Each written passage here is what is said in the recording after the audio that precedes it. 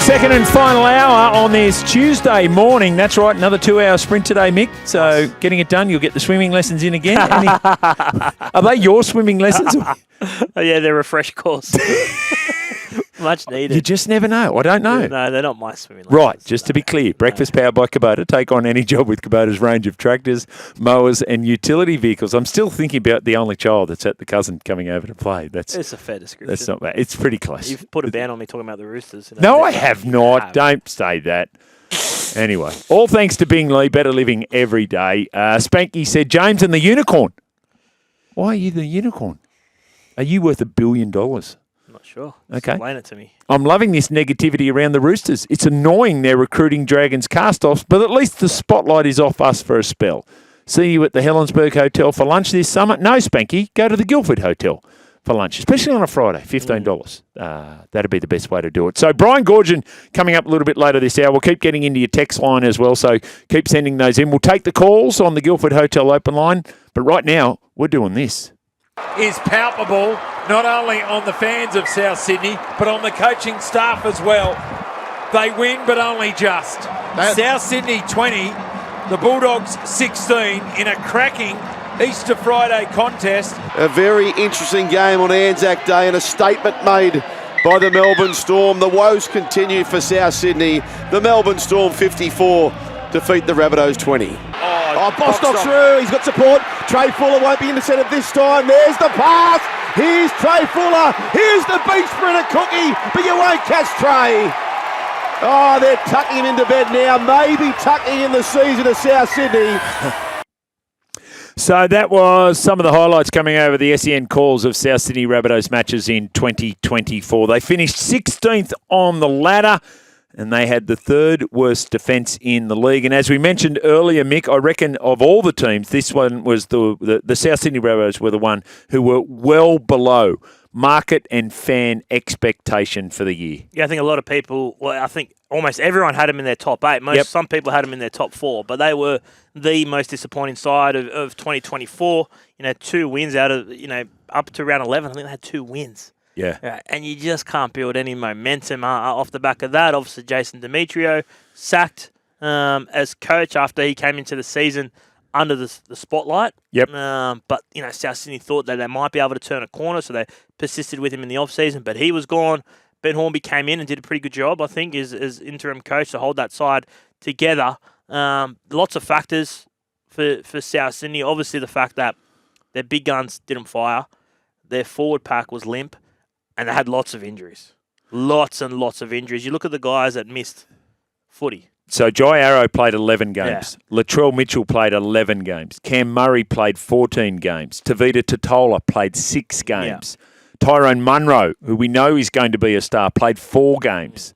So, these are crucial players to their team. They started the season with 3 straight losses, and the third loss was to the Roosters in front of nearly 38,000 people, and it was 48 points to 6. So it's not just the loss, it's the magnitude of the loss. I was in the SBS Fence corporate box alongside the South Sydney Rabbitohs Board of Directors box. Yeah. And they were ashen-faced during the course of the game. And at that point, I thought, something's going to give. We had to wait until that game we heard against the Melbourne Storm, 54 points to 20, until they pulled the trigger on Jason Demetrio. The thing that struck me about that game, that Roosters game, was 3 games into the season, the Rabbitohs looked exhausted. They looked physically completely flat. Their star player, Cameron Murray, who is an exceptional player, he was completely gassed. Yeah. Now, whether that was a reflection of all the work that he was doing or how his pre-season had been, I don't know. But it was clear that there was no energy in this South Sydney side, and it didn't bode well for the season, and that's how it played out. He seemed battered from the start of the season. He did, right? didn't he? And I don't know if it was the captaincy burden as well of trying to lead a club that just wasn't, it was like on a treadmill, right? They just couldn't find a way forward, the defensive workload and that sort of thing, because their forward pack was pretty poor, and it didn't allow some of their big guns to play. They're a front foot side, South Sydney. Obviously, when you had Damien What Cook, do you mean by that? Well, when you got Damien Cook, Cody Walker, and Latrell Mitchell, even Jack Wyden to an extent, they love to play going forward, right? They're runners, right? They see things. If you can get a defensive side on the back foot or markers not quite there, whatever the case may be, that's where South Sydney played their best footy. They just didn't have that opportunity because their forwards just didn't roll forward at all. And that was like Tevita Totola. He's such a... I thought 2 years ago that he was going to be top 5 prop in the game. Yep. Because that's the way he was tracking, right? Injuries have really cruelled him. What did he play? 6 games, did you say, this year? Six. Right, Yep. and, that's off the back of the last couple of years where he hasn't played 20-plus games. And, he's such an important member of that forward pack. And he was supposed to be the guy to lead that forward pack, and he just didn't play any footy. Yeah. The other thing I wanted to say, there was clear that there was a slipping of standards, right? And that is just going to catch up with you on game day. And that's exactly what happened to the South Sydney. And you've heard all the rumours about what was transpiring at training and who was running the show and where the level of discipline was coming or not. And you can take those with a grain of salt, but you see the end product, and the end product was unpalatable. Mm. It was well below what the talent suggested it should have been. The other point that I think was clear coming out of that season is we never knew what their best 13, they never really nailed down that halfback, 5'8", left centre, fullback. Yeah. With all those good players there. What was the best combination for South Sydney? And there's a good text as well. Campbell Graham. Campbell Graham. Because obviously we were sitting down looking at guys that played. That's right. And he didn't play a minute of footy this year, so that's a great test. State of origin class outside back. Would have played origin if it wasn't for injuries. He's played for Australia. Yes. But would have played origin. He's another one, and that comes into what your point is when they're talking about, who are the best centres, who are the case may be, because in their head at the start of the year, they had Jack Wyden on one side, Campbell Graham on the other side, with Ilias and Cody Walker as the halves pairing. Trell mid at the back. And that's strike. Yeah. Right? You got Keon Kolomatangi on an edge, who I thought was probably their best player this year. I thought he had a really good season. And Jai Arrow as well got injured. Huge loss. In Vegas. Yeah. Right? And tried to play on and manage it, but he was never the same. No. So that happened in round one. So you put all those things together, and there are reasons why South was so poor, but it still wasn't good enough to finish the way they did. So that point that you made is a very good one. They're a front foot side. So Tevita Totola bends the line back, quick play the ball, Cook's out of there, and then Cody Walker just goes forward, he just explodes out of nowhere, right. How do they play in 2025? Because there's no Damien Cook there. There is no Damien Cook there, but they still need Cody Walker on the front foot. If Cody Walker is not... That's what he's an instincts-based player, right? He's well-controlled and has good game management, but when Cody Walker's at his best, he's running down that short side, taking advantage, looking at the numbers and going, right? But who's going to create those opportunities for him? Hopefully Totola's back. Yeah. Right? Hopefully you've got Jai Arrow back. You have Murray back in the middle. Well, Keane Kalam, I think the freshen up for Murray, because he's out with a hand injury, right? Yeah. I think that's a blessing. Yeah. I really think he's going to come. And people say, he might be sixes. He misses 5 games, he'll be fine. Yeah. That'll be perfect for them. Keane Kolomatangi, I think he was the one guy who probably enhanced his reputation in 2024. Agreed. I thought he was excellent at different stages. I love this. The shield brings up the Chooks loss. Shock, horror. Big year 2025. Come for a tour. I know the footy manager. Let's go. Dunny, Clarkey says he doesn't know you, mate. I've spoken to him about it. So there you go. I don't think there's any 2 players in the competition are going to benefit more from Wayne Bennett turning up than Latrell Mitchell and Cody Walker. Particularly Latrell. I think particularly Latrell, because Cody, you could see Cody trying really hard last year, right? Yep. And they switched him sides, and he bore the brunt of having inexperience around him, because after they dropped Ilias and then Ilias got injured, and how do you see that whole thing playing out? Because at one point, Jason Demetrio was saying he's going to be the best halfback that South Sydney have had for a number of decades, which was a swipe at Adam Reynolds, right? And then it didn't quite work out for Lachlan Ilias. I think Lachlan Ilias was the classic square peg in a round hole. I'm not sure he's a halfback, which is interesting from a Dragons point of view. What position do you think? I think he's a 14. I think he's a Connor Watson type player. Yeah, well, and that's the way, if he stayed at South Sydney, that's what they were going to do with him. They were training him up to be that role, to play some 9 and play 6 or 7 off the bench. Which is what Wayne said to him. And he said, no, I'm going to go on. And good luck to him. And he might prove me wrong in 12 months' time. Yeah. And I hope he does. But that's the way I see him. Yeah. And he was a bit of a fall guy. 2 games in, you dump your halfback, and Yep. there wasn't a better option there. No. Should Cody Walker get his hands on the ball more? And how does he combine with Lewis Dodd? Yeah.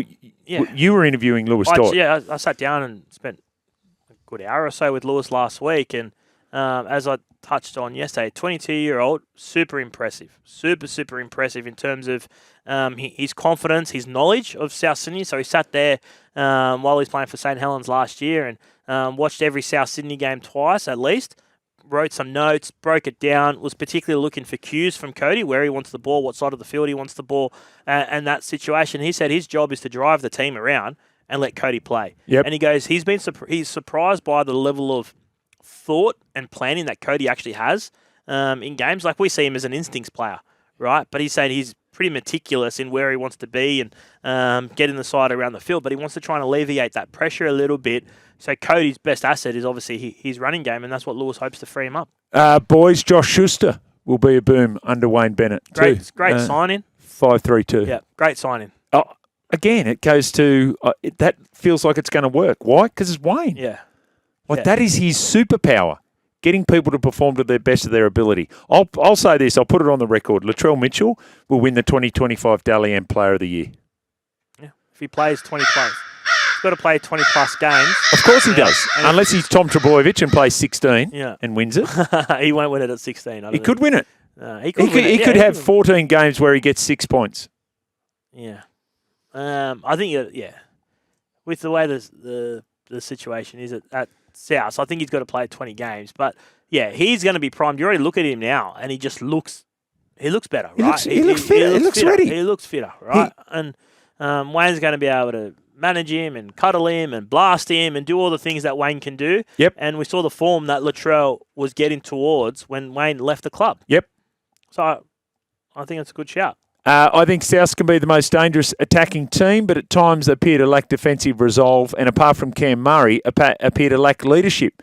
They will finish between 7th and 10th, says 994.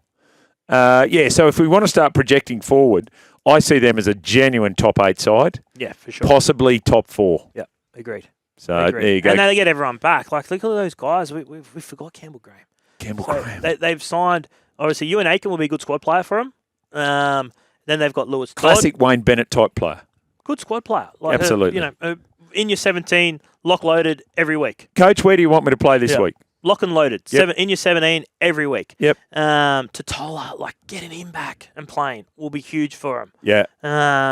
Obviously, they've signed Schuster, a bit of X factor. Yep. And all the question marks will be, you mentioned Cody. For mine, it's around Latrell and Lewis Dodd. They're the two. And Mamazelis gets an opportunity at dummy half as well.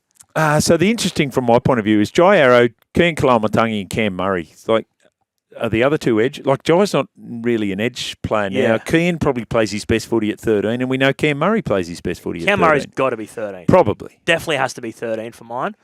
I still like Cam on an edge. He did well at the back end of the year playing in the middle, but I still think his best players for South is on an edge. Yeah.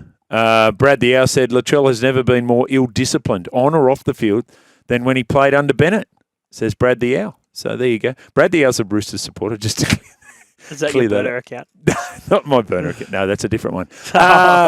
So there we go. All right, we better be careful. Schuster's he does have a calf complaint, yeah. But that might just be around training loads and managing a little bit as well. But no, I've got high hopes for him. And yeah, that's a good point as well from 502 around John Bateman. So they've been linked to a few players. Yes. Matt Lodge is one. Yep. John Bateman's the other. I've got John Bateman ahead of Matt Lodge going there at the moment. Okay. For next season. And how much will the West Tigers will pay? $350. All right, $400. Because they just want him out. Yeah, he's got to go. So they can get him. They can get him at a really good price. It's untenable. There, Manly was sniffing around. Yep. John Bateman, but I think he's a better fit at South. So I think he'll add. And when we're talking, if we have Keelan on one side and then you've got Bateman on the other, and then your middle rotation is Murray, Totola, Moala, Kepi, Arrow. That's not bad. Yeah. That's off the top of my head. I'm sure I'm probably missing someone as well. So. Give us your thoughts. 1300 01 1170 0457 736 736. What do we miss? South Sydney season in review. 16th. They will not be 16th. What rank? I gave him an F. Oh, yeah. Oh, yeah, massive F. The biggest F you could give. just a genuine F. And there you go. If you want to check this out, if you're listening now, you won't want to go to YouTube and check it out, but you might want to tell your friends, South Sydney supporters. Share it around. That'd be great. All right, let's get ourselves to a break. You're listening to The Brekkie Show. All thanks to Bryden's Lawyers.